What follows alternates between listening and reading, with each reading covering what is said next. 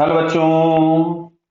यहाँ दिया है in the arrangement shown in the figure the ball and block have the same mass 1 kg, angle theta is equals to 60 degree, length is 2.5 metre, coefficient of friction between block and the floor is 0.5.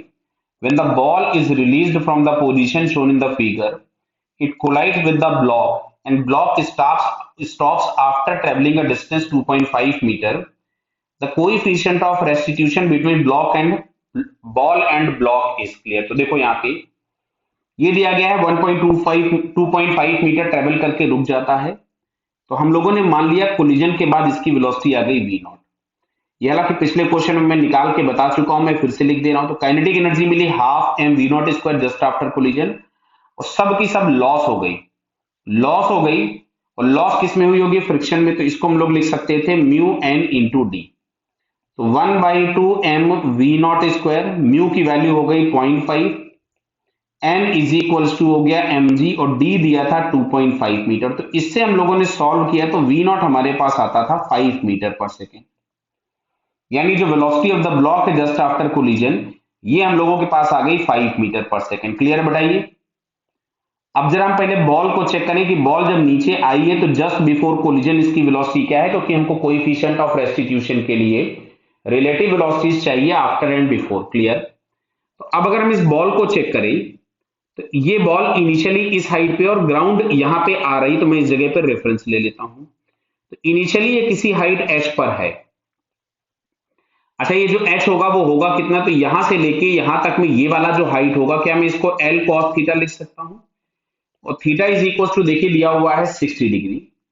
तो ये l cos theta मतलब ये हो गया l/2। तो ये जो h होगा ये भी हम लोगों को मिलेगा l/2। क्लियर। तो सबसे पहले मैं बात कर रहा हूं बॉल के लिए। ये मैंने ब्लॉक के लिए कैलकुलेशन कर दिया, अब मैं बॉल के लिए कैलकुलेशन करता हूं।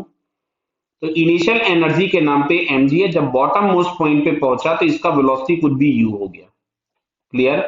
तो g हम लोगों के पास 10 हो गया, h बराबर l/2 है, is equal to 1/2 times u square. 1/2 से 1/2 कैंसिल हो गया, तो u square is equal to आ रहा है 10 इंटू एल, और लेंथ हम लोगों के पास दिया था 2.5 मीटर। तो यहां से u बराबर आ गया 5 मीटर पर सेकेंड। क्लियर। हालांकि यहाँ पे हमको सीधे दिख गया कि इसकी वेलोसिटी पहले 5 थी और इसकी वेलोसिटी बाद में 5 हो गई, और दोनों के मासेस सेम है, कोलिजन हेड ऑन है, बराबर है, तो वेलोसिटीज इंटरचेंज हो रही हैं। दैट मींस E बराबर कितना होना चाहिए? 1 होना चाहिए। बराबर।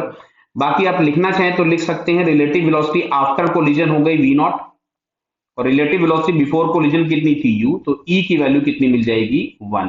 हालांकि ये चीज हम डायरेक्टली लिख नहीं सकते, हमने तो ये मान लिया कि बाद में ये जो बॉल है वो रुक गई है, तो इसके लिए हमको फिर कंजर्वेशन ऑफ मोमेंटम वगैरह और लिखना पड़ेगा। लेकिन अब ये आपको लॉजिकली समझना चाहिए कि जो 5 मीटर पर सेकेंड इसकी वेलोसिटी थी वो इसको मिल गई, और दोनों के मासेस 1 kg मतलब सेम दिए गए हैं, मास ईच सेम दिया गया है, और वेलोसिटीज पहले ये ब्लॉक रेस्ट पे था, अभी ये 5 से भाग रहा है उतनी ही वेलोसिटी से जितने से ये आ रहा था, यानी कोलिजन आपके पास हेड ऑन इलास्टिक होगा, तो इसका कोएफिशिएंट ऑफ रेस्टिट्यूशन 1 मिल जाएगा। Clear. So it's answer is 3। Clear बेटा? Okay, all the best.